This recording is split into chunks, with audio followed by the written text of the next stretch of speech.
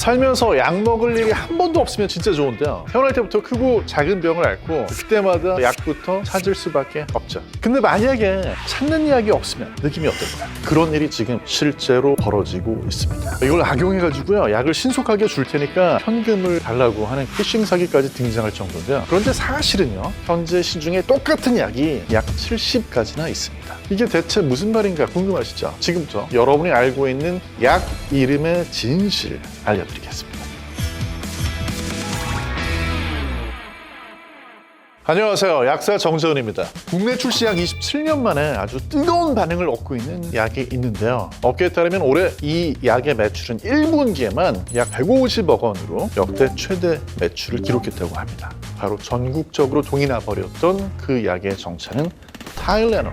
바로 지난 3월에 정부에서 백신 접종 후에 어느 정도 불편한 증상이 있으면 타일레놀 같은 해열제를 복용하는 게 적절한 것 같다고 발표를 했습니다. 이름을 제시하니까 타일레놀만 찾기 시작을 한 거예요. 그런데 저희 약사들도 당황스럽기는 마찬가지입니다. 왜냐하면요, 이 타일레놀하고 똑같은 약이 사실은 아주 많거든요. 다들 아세트아미노펜이라고 들어보셨어요? 아마 타일레놀을 아는데 아세트아미노펜은 이거 처음 들어보는데 하는 분들이 많으실 거예요. 그런데 이 아세트아미노펜이 바로 타일레놀의 진짜 이름, 즉 이 약의 성분명입니다. 그래서 타일레놀 못 샀다고 불안해하실 필요가 하나도 없어요. 아세트아미노펜 성분이 들어있는 다른 약을 구입하시면 됩니다. 그런데 대부분 약국에 오셔가지고요, 타일레놀 없어요? 그럼 그냥 약국을 나가버립니다.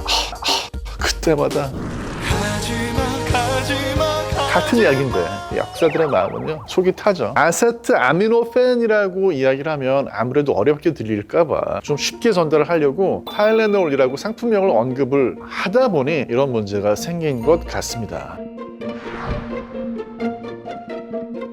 해열 진통제라고 하면 타일레놀이 거의 고유명사처럼 쓰이잖아요. 이런 식으로 제품명이 아예 고유명사가 된 예가 있습니다. 아세틸살리실릭 애시드, 이 약이 바로 아스피린입니다. 그런데 아스피린은 이제는 상표 이름이 아니고 아예 그냥 아스피린이라고 씁니다. 또 우리가 데일밴드라고 하잖아요. 일회용 반창고를 안 찾고 데일밴드 주세요 라고 말씀하시고, 또 구강청정제를 찾으러 온 분들이 가그린 주세요 이렇게 말씀을 하시거든요. 타일레놀 마찬가지인데요, 어떤 일반 명사인 것처럼 쓰죠. 그래서 코로나19 백신 접종하고 나서 아세트아미노펜 성분의 해열 진통제를 사 먹으면 좋다라고 기억을 해주시면 좋습니다. 이 아세트아미노펜이 발견된 역사에는요, 아주 재미있는 이야기가 들어있습니다. 19세기 말에 구충제를 연구를 하고 있었어요. 근데 뭐 가지고 연구하고 있었냐면 나프탈렌 가지고 연구를 하고 있었어요. 옷장에 나방이 좀 먹지 말라고, 그 나프탈렌을 예전에 장내에 있는 기생충을 죽일 수 있지 않을까 구충제로 연구를 했던 거예요. 그런데 실수로 아세트아닐리드라는 약을 잘못 환자한테 주게 됩니다. 그 환자 뱃속에는 불행히도 기생충이 많이 있었는데요, 기생충은 하나도 죽지를 않았어요. 그런데 그 기생충 감염으로 인해 가지고 열이 나던 환자한테 해열이 되는 그런 효과가 나타나는 겁니다. 먹다 보니까 통증도 줄어들었어요. 그래서 무슨 약을 먹고 이런 거지? 알고 보니까 아세트아닐리드라고 하는 다른 약성분을 복용하게 됐던 거죠. 근데 이제 이 아세트아닐리드라는 약성분은요, 체내 산소 공급이 저해가 되는 청색증이라고 하는 아주 위험한 부작용이 있기 때문에 약으로 쓸 수가 없었습니다. 근데 나중에 이제 미국의 생화학자 두 분, 줄리어스 엑셀 로드라는 분하고 버나드 브로디라는 이 두 사람이 아세트아닐리드 때문에 해열 진통 효과가 나타나는 게 아니고, 이 아세트아닐리드가 우리 몸에 들어가면 아세트아미노펜이라고 하는 성분으로 바뀌면서 바로 이 성분이 해열 진통 효과를 낸다라는 걸 밝혀낸 거예요. 마침내 1950년대 이 아세트아미노펜이 지금 우리가 알고 있는 그 약으로 출시가 됐습니다. 이 성분이요, 타일레놀에만 들어있는 게 아니고요, 펜젤, 개보린, 웬만한 종합감기약의 뒤를 보시면요, 아세트아미노펜이 들어있습니다. 아세트아미노펜 성분이 들어있는 약이 2,000종이 넘어요. 그런데 아세트아미노펜 성분의 해열 진통제를 과잉으로 중복 투여하게 되면요, 간 손상이 발생해서 자칫 생명을 위협할 수도 있습니다. 실제로 이거는요, 타일레놀을 판매하는 회사에서도 걱정을 하고 있는 그런 부분이에요. 그래서 예전에는 타일레놀을 하루에 4g까지는 복용을 해도 된다고 했었다가 최근 들어가지고 회사에서 자진해서 3g까지만 복용하라고 기준을 바꿀 정도입니다. 그러니까 몸살 기운에 몸살 감기약, 머리 아픈 거는 두통약, 근육통이 있으니까 근육통약. 이런 식으로 해서 3가지 약을 복용하게 되면요. 자칫 잘못하면 아세트아미노펜의 하루 상한치를 초과해서 복용하게 되는 겁니다. 이 성분을 확인하시지 않으면요. 동일 성분의 진통제를 과잉으로 복용할 수 있습니다. 감기약을 복용하실 때도요. 약을 2가지, 3가지를 복용하게 될 때는 항히스타민제 같은 성분이 중복이 될 수 있어요. 그럼 어떤 일이 벌어지냐면요. 너무 졸려요. 이런 분들이 운전하게 되면 굉장히 위험하겠죠. 또 하나는 변비가 생겨요. 여기까지만 가도 그래도 괜찮을 것 같은데 어떤 분들, 특히 중년의 남성분들은 소변을 못 보게 됩니다.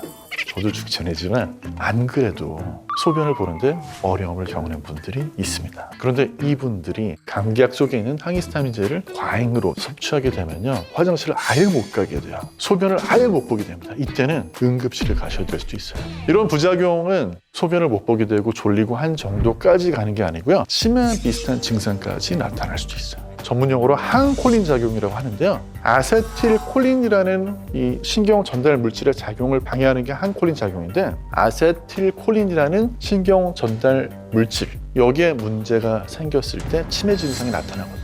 그러니까 중요한 건 뭐냐면요. 진통제가 됐건 피부과에서 처방받은 약이 됐건 멀미약이 됐건 간에 내가 복용하고 있는 약이 다른 약하고 중복, 겹치지 않는지 항상 확인을 하셔야 되는 거예요. 어떤 분들은요. 소염제 따로 있고 진통제 따로 있고 해열제 따로 있고 이런 줄 아시는 분들도 많이 계세요. 그런 경우에는 오셔가지고 소염 진통제를 드리면 이거 해열 안 되잖아요. 해열 진통제 주세요 하는 분들 계시거든요. 그렇지 않습니다. 해열 진통제라고 하면 보통 우리가 브루펜, 에드빌, 탁센 이런 것도 떠올리는 분들 계실 거예요. 그런데 브루펜, 에드빌, 탁센에 들어있는 약은 정확히 말씀드리면 해열 진통 소염제입니다. 그러면 해열 진통제하고 소염 진통제하고 차이가 뭘까요? 해열 진통제는요. 뇌하고 척수에서 통증에 대한 역치를 높여줍니다. 소염 진통제는요. 똑같이 뇌하고 척수에서 중추적으로 통증에 둔감하게 만들어줘요. 거기에 더해서 염증도 줄여주는 그런 소염 작용이 함께 있는 약입니다. 그래서 이 약에는 이부프로펜, 또 덱시부프로펜, 나프록센 같은 약들이 있습니다. 아세트아미노펜은요, 이 약 성분만 적혀 있을 때는요, 이건 빈속에 먹어도 되는 약입니다. 그런데 이부프로펜, 덱시부프로펜, 나프록센 이 약 성분이 들어있을 때는 빈속에 드시면 안 돼요. 그때는 위에 무리를 줄 수 있어요. 그래서 이 약들은 식사하고 나서 즉시 복용하는 게 제일 좋고요. 최소한 식사하고 나서 1시간 이내에 복용하는 게 좋습니다.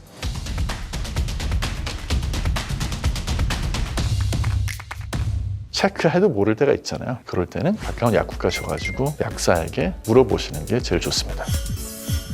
자, 그 다음에 약의 성분명 알고 있으면 또 어떤 장점이 있을까요? 요즘에 코로나 때문에 해외여행 못해서 답답하시죠? 그런데 다시 여행을 할 수 있게 돼서 백신 맞고 해외에 갔는데 약 이름은 아는데 그 약 이름으로 말이 통하지 않는 경우가 생겨요. 약의 상품명이라는 거는요, 전 세계적으로 공통되는 경우도 있지만 많은 경우에는 나라마다 다 다르거든요. 하지만 성분명은 전 세계 공통의 언어입니다. 발음을 모르셔도 돼요. 그걸 적어두시면 해외에서도 쉽게 필요한 약을 구하거나 또는 처방을 요청할 수 있는 겁니다. 사실 이 성분명은요, 전문가인 의사나 약사한테 일반적인 성질을 전달하기 쉽도록 원칙을 가지고 지어지는 이름입니다. 예를 들면은요, DPP-4라고 하는 효소를 억제하는 그런 당뇨병 약이 있어요. 이 약들은 전부 다 글립틴이라고 하는 이름을 붙입니다. 그걸 보고 이 약은 DPP-4라고 하는 그 효소를 억제해 주는구나 라는 걸 추측할 수 있는 거예요. 성분명은 이렇게 약에 대한 전문적인 정보를 담고 있는데 사실 제약회사 입장에서는 약의 상품명을 지을 때는 소비자한테 머리에 기억하기 좋도록 짓습니다.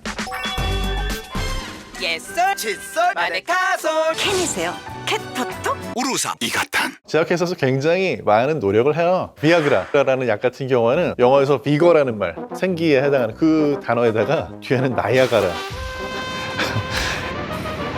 기억하기 좋잖아요. 그런데 이제 약 성분이 처음에 개발된 용도 외에 다른 새로운 용도를 알게 됐을 때는요, 상품명을 새로 찾기도 합니다. 그래서 똑같은 약의 성분인데 이게 2가지 상품명으로 나오는 경우가 있어요. 예를 들면 이제 피나스테리드라는 약은 1992년에 양성 전립선 비대증 증상을 개선하는 효과로 프로스카라는 상품명으로 시판이 됐었어요. 근데 이제 나중에 알고 보니까 이 프로스카, 피나스테리드를 복용을 하고 있는 분들이 6개월 정도 약을 먹고 나니까 갑자기 막 모발이 증가하는 거예요. 30%까지 증가를 하는 거예요. 그래서 남성형 탈모도 이 약이 효과가 있다라는 걸 알게 돼가지고요. 1997년에 똑같은 성분의 약인데 이 약이 알로페시아라는 탈모 치료제로 출시가 됐습니다. 그래서 약의 상품명도 사실은요, 자세히 살펴보시면 유용한 정보를 얻을 수 있습니다. 뭐 예를 들어가지고 같은 성분의 약이 여러 가지 용량으로 나오는 경우에는 약 이름에다가 용량을 붙여줘요. 그래서 브루펜정 같은 경우에는 200mg이 있고 400mg이 있습니다. 그 다음에 약 이름 뒤에 정이라는 이름이 붙으면요, 그거는 알약이라는 뜻이고, 액이라는 이름이 붙으면 물약이라는 뜻입니다. 아스피린 프로텍트정 100mg 이렇게 써있을 때 알약에 장용정 코팅을 입혀줘가지고요, 주의해야 되는 게 두세 가지 있어요.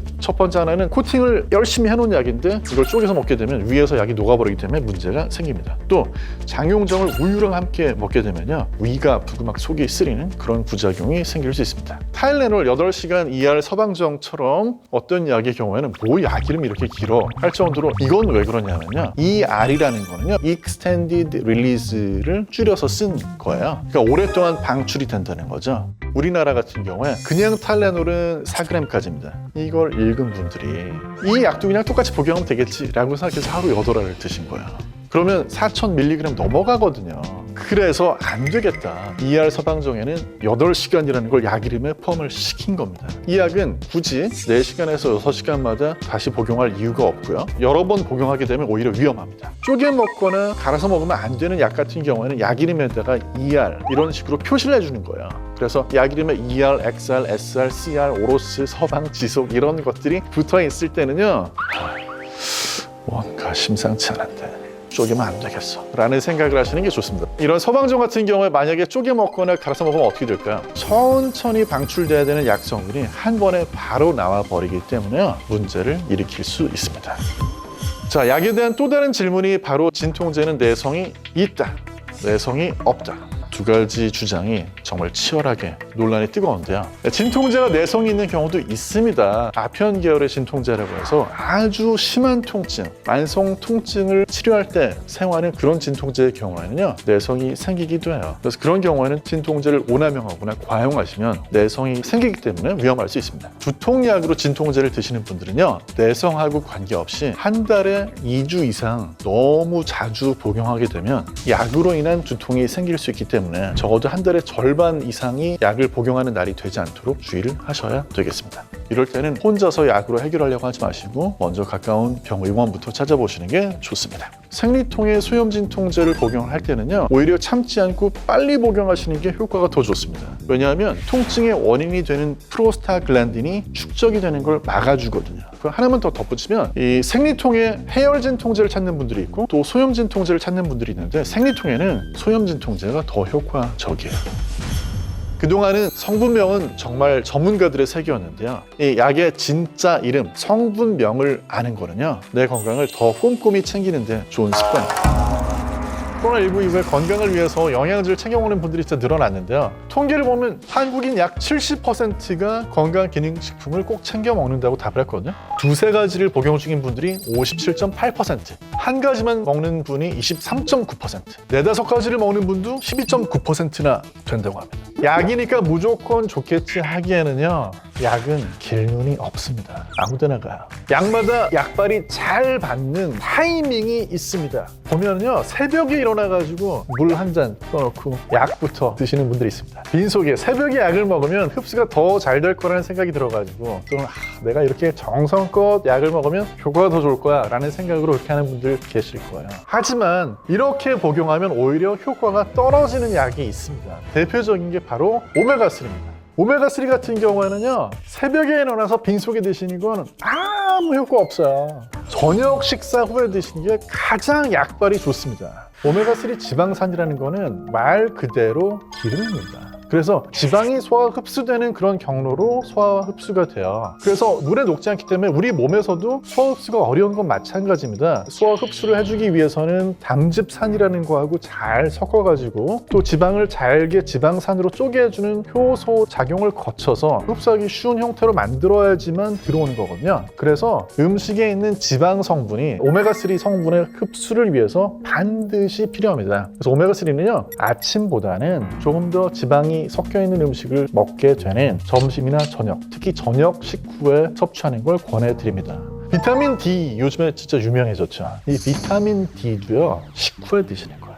이건 실제로 2010년에 미국의 클리블랜드 클리닉이라는 데서 연구를 한 건데요. 연구 결과 비타민 D 보충제를 투여를 해도요, 혈중 농도가 제대로 끌어올려지지 않아가지고 결핍이나 부족 증상이 치료가 잘 안 되던 환자들이요, 아침이 아니라 하루 중에 가장 식사량이 많은 때 비타민 D를 복용하는 방법으로 바꿔주니까요, 혈중 농도가 평균적으로 50%, 많게는 한 80%까지 끌어올려지는데 성공했다는 연구 결과가 있습니다. 그래서 비타민 D도 하루 중에 가장 풍성하게 많이 드셨을 때 복용하시는 게 제일 좋습니다. 다음으로 한국인이 가장 많이 먹는 건강기능식품, 얼마 전까지 홍삼이었는데 이제 홍삼을 밀어내고 프로바이오틱스가 됐죠. 우리 장에는 유해균과 유익균이 서로 균형을 이루면서 살고 있는데, 유해균이 많아지면 어떤 질병에 걸릴 수도 있고 안 좋은 증상들이 나타나기도 하죠. 그래서 장에 우리 건강에 유익한 그런 균을 넣어주면 그로 인해서 사람이 건강성의 유익을 얻을 수 있다라고 해서 이제 안티바이오틱스 반대로 프로바이오틱스라고 이름을 붙였습니다.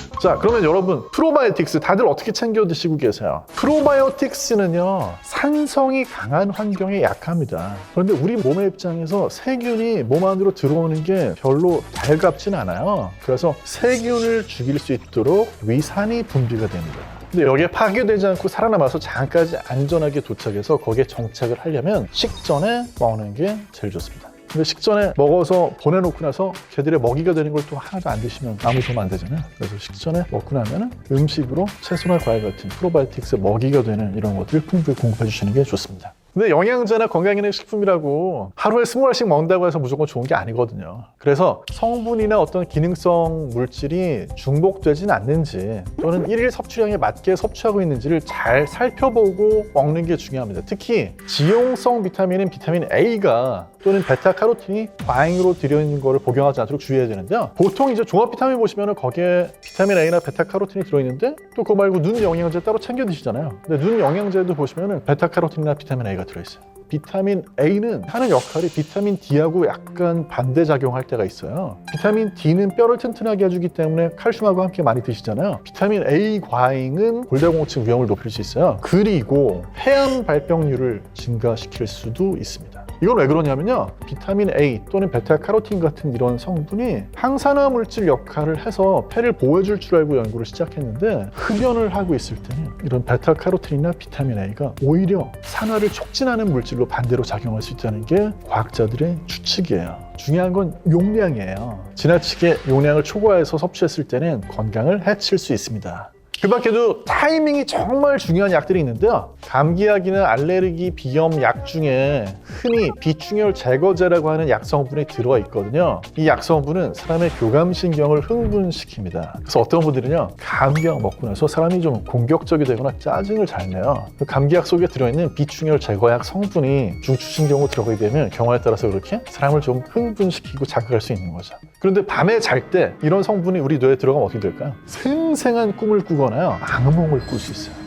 코 막힌 걸 뚫어주는 약 때문에 오히려 수면이 방해를 받을 수 있는 겁니다. 그래서 감기약 중에서도 이런 식으로 비충혈 제거약이 들어있는 약들은요, 가급적이면은 자기 전에는 복용하지 않는 게 좋습니다. 만약 약 먹는 걸 깜빡했을 때는 어떻게 될까요? 약 먹는 걸 깜빡하는 경우가 정말 실제로 많이 있거든요. 저도 아침에 알레르기 비염약을 먹었는지 안 먹었는지 헷갈릴 때가 있습니다. 약을 깜빡 잊은 걸 깨달았을 때 그 시간이 중요합니다. 만약에 다음번 복용할 때가 더 가까웠다, 그러면 잊어버리시고 그냥 다음번에 약을 그대로 복용하시는 게 좋습니다. 근데 만약에 약을 복용을 깜빡한 시간이 다음번보다는 앞에 더 가깝다, 그때 그냥 바로 복용하시면 됩니다. 이거는 일반적인 원칙이고요. 여성분들이 복용하시는 피임약이라든지 어떤 특정한 약에 따라 가지고는 복용하는 일정이 좀 달라질 수 있어요. 그래서 이걸 내가 먹어야 될지 말아야 될지 불확실할 때는요, 그 약을 구입한 약국에 전화하셔가지고 물어보시는 게 좋습니다. 그런데 제일 주의하셔야 되는 건 뭐냐면, 약 복용하는 걸 깜빡했어요. 다음 날이 됐어요. 어제 안 먹었으니까 2배로. 그러면 큰 문제가 생길 수 있습니다. 혈압약을 원래보다 2배로 드시면요, 갑자기 혈압이 떨어지니까 그것 때문에 현기증이 생긴다든지 기절할 수도 있어요. 또 만약에 갑상선 호르몬제처럼 공복에 흡수가 잘 되는 그런 약, 이 약을 깜빡 잊었다가 밥 먹고 나서 생각이 났다, 그래서 그때 드셔가지고는 아무 효과가 없을 수도 있죠. 그래서 갑상선 호르몬제를 깜빡했다라고 하는 그런 경우에는 식전 1시간이라든지 또는 식후 2시간, 즉 공복일 때 드시는 게 좋습니다. 자, 우리가 공복인지 아닌지 어떻게 알 수 있어요? 배를 만져보셨더니 배가 나와 있네요. 이걸로는 확인할 수 없습니다. 느낌이 배가 찬 것 같아요? 이걸로는 몰라요. 식사하기 1시간 전 또는 밥을 먹고 나서 식후에 2시간 정도가 지났을 때가 공복이라고 생각하시면 편리합니다. 평상시에 매일같이 복용해야 되는 그런 약의 경우에는 스마트폰이나 달력에 기록을 해두시는 게 좋겠죠. 물 없이 약을 복용하는 거는요, 고속도로에서 차를 급정차하는 것만큼 위험합니다. 약을 먹을 때 물을 마시는 거는요, 약을 녹이기 위한 게 아니에요. 빈속에 약을 드셔도 약을 녹이는 건 위에서 나오는 소화액으로 충분하거든요. 비유를 하면 약 먹을 때 물은요, 배달해주는 트럭 같은 겁니다. 알약을 물에 실어가지고 위까지 내려보내는 거예요. 만약에 그렇게 하지 않고 알약을 그냥 먹다가 잘못하면 내려가다 중간에 식도에 달라붙을 수 있기 때문에 그렇습니다. 점막에 달라붙어서 녹으면서요, 그 부위에 구멍을 뚫습니다. 이걸 식도 점막 천공이라고 하는데요. 그래서 이런 알약이 제대로 위까지 전달되도록 하려면 반드시 물을 한 컵 정도 한 번에 드셔야 돼요. 그래서 알약 먹을 때 커피나 차에 먹으면 안 된다는 얘기 많이 들어보셨죠? 이거는 커피나 차에 카페인이 들어있기 때문이기도 하지만요, 보통 우리가 커피나 차 마실 때는 뜨겁게 마시거나 아주 차갑게 마시는 경우가 많잖아요. 근데 너무 차갑거나 너무 뜨거우면 빨리 마실 수가 없죠. 알약을 우리가 복용할 때는 미지근한 물에 복용하는 게 좋다라고 얘기하는 게 바로 단번에 빨리 마셔줘가지고 알약이 위장까지 전달이 되도록 해주는 겁니다. 알약 하나 때문에 식도에 구멍이 나서 응급실에 실려가고 싶지 않은 분들은 반드시 미지근한 물과 함께 먹도록 합시다. 자, 그리고 약 먹을 때 고개를 힘껏 뒤로 젖히는 분들 많죠. 한번 식탁 장면을 머릿속에 그려보세요. 아침에 식사하실 때요, 밥 한 숟갈 입에 넣으시고 이걸 삼켜야 되겠구나, 뒤로 고개를 젖히는 분들 계신가요? 아무도 그렇지 않잖아요. 알약을 삼킬 때도 마찬가지거든요. 우리 몸의 구조는요, 고개를 살짝 숙였을 때 알약이 되었건 그게 밥이 되었건 삼키기 좋은 구조로 되어 있습니다. 왜냐하면 기도가 식도보다 앞에 있어요. 알약을 고개를 뒤로 젖힌 상태에서 삼키게 되면요, 기도로 약이 들어갈 확률이 더 커져요. 근데 고개를 살짝 굽혀주시면요, 기도 쪽으로 가는 문이 더 잘 닫히기 때문에 뒤에 있는 식도 쪽으로 알약이 넘어갈 확률이 더 높아집니다. 그래서 알약을 삼킬 때는 고개를 살짝 숙여주시는 게 더 안전합니다. 만약에 닷새 또는 열흘치 약을 받았는데요, 중간에 다 낫는 경우가 있잖아요. 그러면 약을 복용하는 걸 멈춰도 될까요? 이때 주의사항은요, 복용하고 있는 약이 항생제일 경우에는 끝까지 드셔야 합니다. 왜냐하면 항생제를 복용하다가 중간에 멈추게 되면요, 죽지 않고 살아있는 세균들이 다시 번성하면서 감염 증상이 오히려 악화되는 경우도 생기고요, 자칫 잘못하면 내성균이 나타날 그런 확률도 증가를 하기 때문에 항생제를 복용하고 있을 때는 증상은 금방 좋아질 수 있거든요. 그렇더라도 일주일치를 처방을 받았다 하면 일주일을 다 드시는 게 좋습니다. 자, 이렇게 하시는 거는 우리만 위한 게 아니고요, 내성균이 출현하면 그 내성균이 다른 사람한테도 전파가 돼서 문제가 될 수 있겠죠. 그래서 항생제가 오랫동안 효과 있는 약이 될 수 있도록 해주기 위해서는 끝까지 복용하시는 게 좋습니다.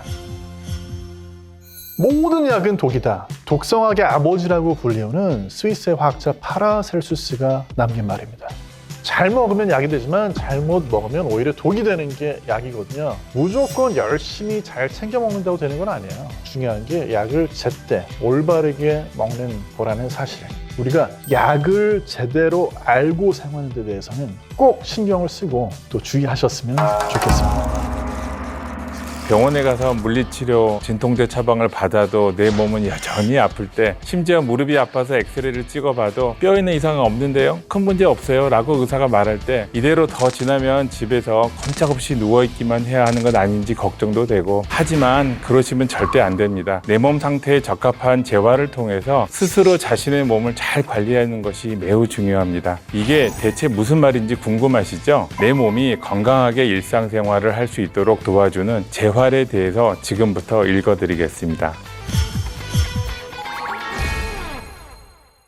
안녕하세요. 재활학과 전문의 배하석입니다. 재활학과는 어디가 아플 때 가는 곳이죠? 궁금한 분들 많으실 겁니다. 내과, 정형외과, 치과, 피부과, 이비인후과, 안과, 대부분의 진단과는 어디가 아플 때 가야 하는지 명칭만 들으면 다 알 수 있죠. 하지만 재활학과 하면은 언제 가야 하는지, 어디가 아파서 가야 하는지 잘 모르는 경우가 많습니다. 굉장히 낯설게 느끼시죠? 그래서 재활하면 장애 관련 치료에 대한 검색어가 우르르 쏟아져 나옵니다. 하지만 재활학이 다루는 분야는 장애 관련 외에도 여러분의 일상과 가까이에서 내 몸이 아플 때 도움을 받을 수 있는 분야가 많습니다. 우선 재활학의 역사는 제2차 세계대전부터 시작이 됩니다. 2차 세계대전 중에 참전한 미국의 한 군의관이 전쟁 중에 부상으로 장애를 갖게 된 수많은 군인들을 치료하면서 이들이 전쟁이 끝나도 일상으로 복귀하지 못하고 후유증 및 장애가 더 악화되는 것을 보게 됩니다. 두 번의 세계대전은 수많은 사상자와 부상자를 만들었는데 전투나 군사상 임무 중 절단, 두부나 척수 외상으로 인한 마비, 전쟁 공포증 등의 다양한 부상으로 고통받는 군인의 사회복귀가 아주 심각한 문제가 되었죠. 그래서 이 군의관은 물리치료와 심리치료를 기본으로 한 재활 프로그램을 개발하고 획기적인 치료 효과를 보여주었고 퇴역 후에는 1950년 뉴욕대학교 병원에 물리의학 및 재활연구소를 설립을 했습니다. 그게 바로 재활학의 아버지라 불리우는 닥터 하워드 러스크입니다. 이것이 현대 재활학의 출발점이라고 생각을 하시면 됩니다. 우리나라에서는 1950년 6.25 전쟁 이후에 재활학에 대한 관심을 가지기 시작했고 본격적으로 재활학이 자리 잡기 시작한 것은 1972년 대한재활의학회가 창립되면서부터입니다. 재활학은 다른 의학 분야에 비해서 역사가 비교적 짧지만 닥터 하워드 러스크의 말처럼 The best life you can live with what they have left, 현재 상태에서 삶의 질을 가장 좋게 만든다는 개념으로 시작되었기 때문에 100세 시대에 수명이 길어진 만큼 건강하게 오래 살기 위해서 꼭 필요한 의학이 재활입니다. 질병과 외상 치료만으로 예전과 똑같이 일상생활 하기는 어렵습니다. 치료하는 과정에서 일상생활 범위가 줄어들게 되고 운동량도 현저하게 감소되고 근력이 약화되고 근육이 감소되게 됩니다. 그래서 관절이 굳어서 잘 움직이지 않거나 일정한 방향으로의 움직임과 동작이 제한이 되는 것이죠. 반드시 치료 과정 중이나 후에 적절한 재활 훈련을 받아야 관절의 후유증을 예방할 수도 있고 빨리 일상으로 복귀할 수 있습니다. 자, 그럼 본격적으로 재활이라고 하면 어떤 치료를 받는 건지 궁금하시죠? 대부분 재활 그러면 물리치료 받으러 간다고 생각을 합니다. 하지만 이거 외에도 다양한 분야의 치료를 저희들이 하고 있습니다. 흔히 생각하는 물리치료는 핫백이라든지 초음파 등을 이용한 열치료, 또 전기를 이용한 저주파 치료, 간섭파 치료 등이 있습니다. 이 치료법은 재활의학에서 사용하는 하나의 치료 방법입니다. 이외에 마비 환자나 몸의 움직임에 이상이 관찰되는 환자에서 재활 운동 치료도 하고 하지의 운동 기능을 분석하고 훈련을 시키는 데 주가 되어 있습니다. 또 일상생활 동작을 분석하고 일상생활에서 쉽게 움직일 수 있도록 교육하는 재활 작업 치료, 또 말을 이해하거나 표현하는 데 어려움이 생겼을 때 받는 재활 언어 치료 등 다양한 치료 방법이 사용되고 있고 최근에는 로봇을 이용한 로봇 재활 치료가 매우 발전되어 실생활과 유사한 가상현실 속에서 재활 훈련을 받을 수 있습니다. 재활치료는 발병의 원인을 분석하고 환자의 생활 습관과 환경을 체크하고 잘못된 생활 습관이나 환경을 교정해가는 방식으로 치료를 진행합니다. 통증은 하늘이 준 우리 몸을 보호하기 위한 선물이라고 저는 생각을 합니다. 관절이나 근육, 신경, 몸 어딘가에 문제가 생겼을 때 말을 못하는 우리 몸들은 주인에게 도와달라는 구조 신호를 보내는 것으로 생각을 하시면 됩니다. 즉 학문적으로는 통증은 불쾌한 감각 또는 고통스러운 느낌으로 이렇게 표현을 하지만 삶을 유지하는 데 나의 몸을 보호하는 데 없어서는 안 되는 굉장히 필수적인 부분입니다. 만약 통증이 느껴지지 않는다 그러면 어떨까요? 심각한 감염이 된다든지 염증이 생겨서 걸을 수가 없는 그런 상태가 되더라도 여러분들은 모르실 거예요. 그러면 결과적으로는 목숨까지도 위험해지는 상황까지 갈 수 있습니다. 극심한 통증을 못 이겨서 습관처럼 진통제나 진통주사를 찾으신 분들 병원에 많이들 오십니다. 잘 아셔야 되는 게 통증이 없어진다 그래서 병이 나은 건 절대 아닙니다. 자꾸 쑤시고 아프면 근본 원인을 제거하는 것이 우선인데 진통제를 장기간 복용하거나 진통주사를 맞으면서 무리한 동작을 반복하면 나중에 더 큰 문제가 발생할 수 있으니까 진통제는 절대 치료약이 아니다라는 것을 명심을 하시고 원인을 찾도록 진료를 받으시는 게 필요합니다.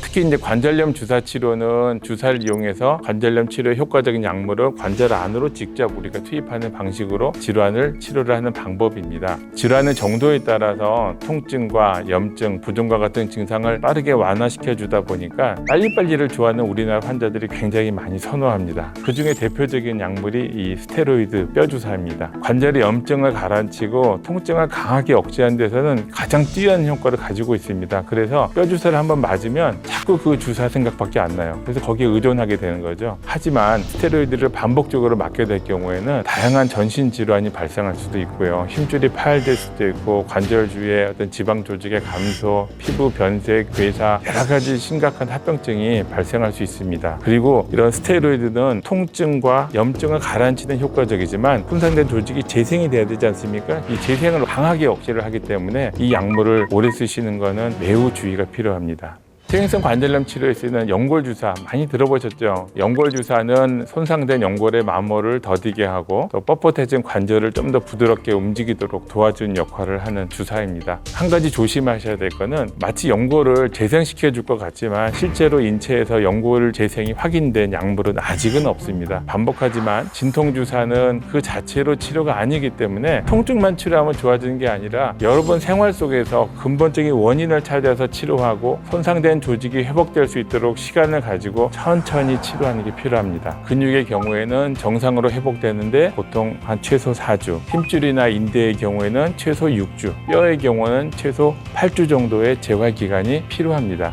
이 기간 동안 손상된 조직을 보호하면서 치료를 하는 게 재활의학이 하는 일입니다.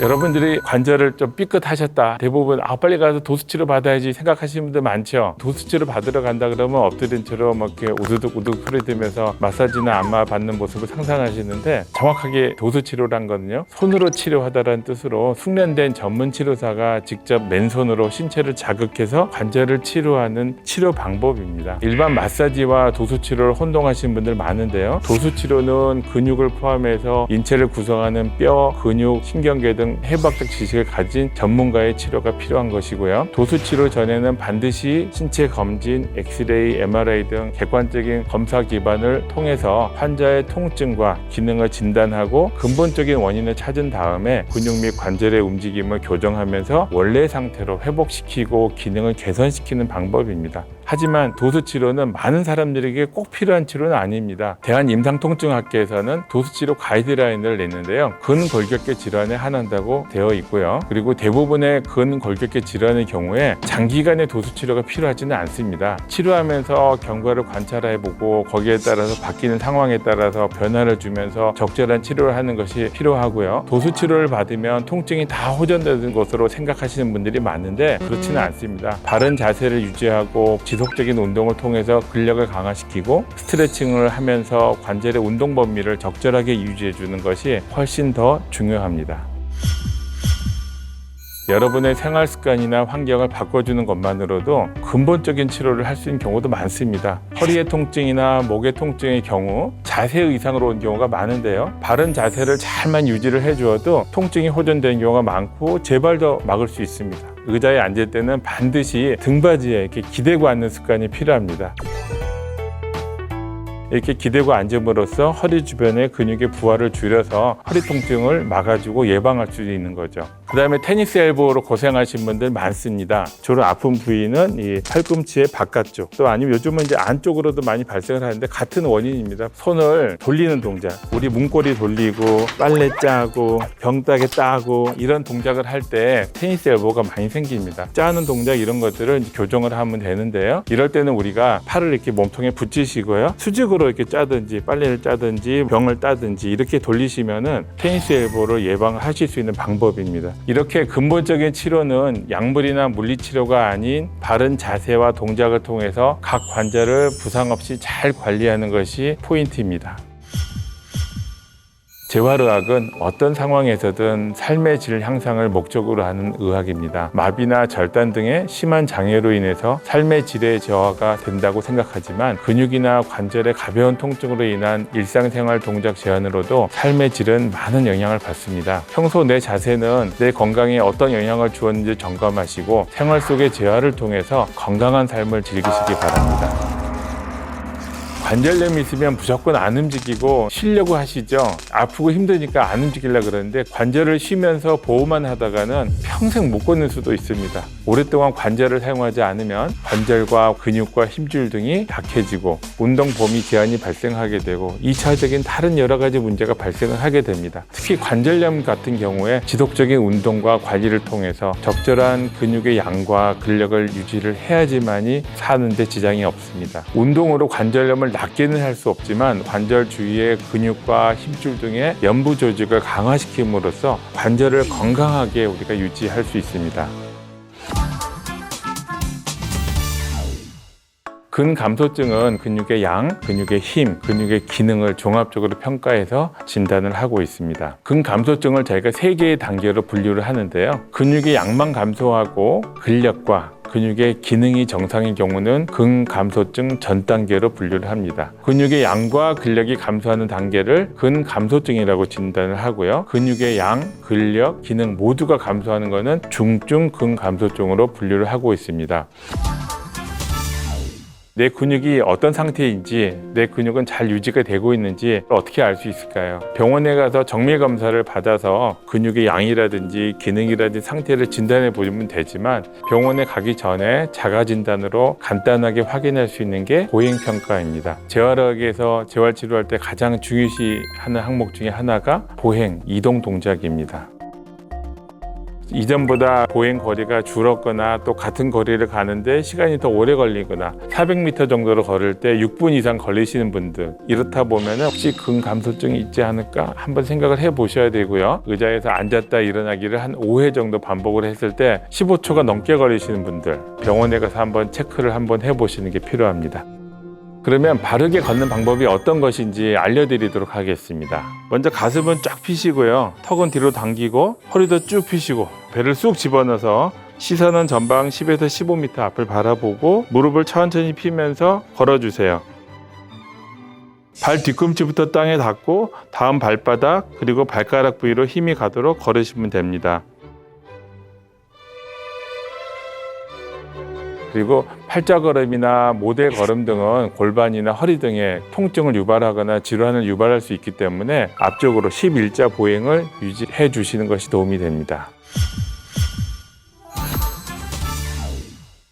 런지나 스쿼트에 대한 운동 방법은 유튜브 등에서 많이들 보셔서 잘 알고 계실 겁니다. 근데 그 동작들은 근력이라든지 근력의 힘이나 기능이 정상일 때 하는 운동에 대한 설명만 되어 있습니다. 근력이 약하고 근육의 기능이 떨어졌을 때는 세미 런지라든지 세미 스쿼시라든지 강도를 좀 낮춰서 하는 것이 필요합니다. 그래서 근력이 좋아지고 기능이 좋아지면 그 다음 단계로 정상적인 운동을 하는 것이 필요한 것이죠. 이게 스쿼시죠. 오리지널 스쿼시고요. 뒤에 의자가 있다 생각하시고 엉덩이를 쭉 빼고 앉아야 돼. 무릎이 발 앞으로 나오면 안 되거든요. 세미 스쿼트는 우리가 각도를 조절하는 겁니다. 그래서 무릎의 각도가 처음에 30도, 조금 되면 45도, 60도 이렇게 쭉 내리면서 강도를 높이는 거예요. 점차 본인의 신체 상태에 맞게끔 각도를 조절하면서 운동을 하는 것이 요령입니다. 그래서 거의 90도까지 쭉 내려가는 게 원래 오리지널 런지고, 이제 근력이 약할 때는 30도, 45도, 60도 이렇게 그것도 마찬가지로 각도를 증가시키면서 내리는 거예요.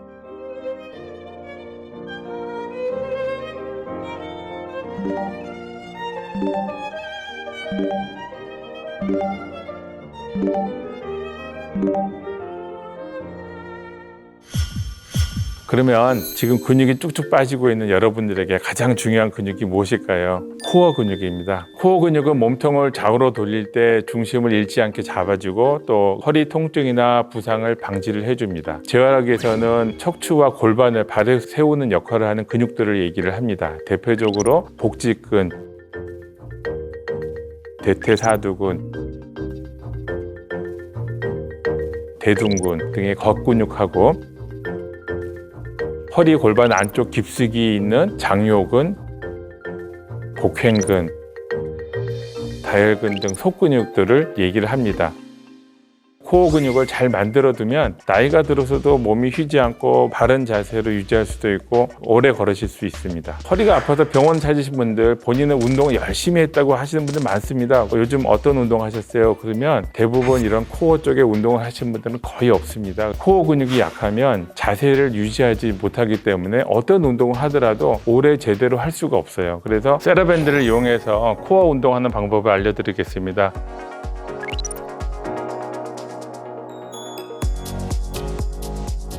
세라밴드 같은 경우에는 이 색깔에 따라서 그 강도가 다릅니다. 그래서 노란색이 가장 약하고요. 금색으로 갈수록 강하기 때문에 자기의 근력에 맞춰서 밴드를 구입하시는 게 필요합니다.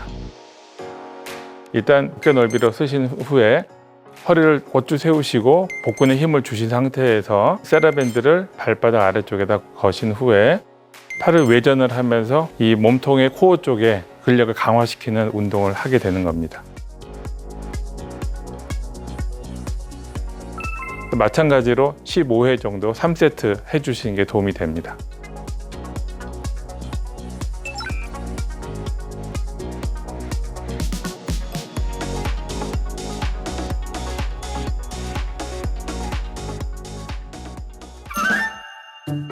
잘못된 동작.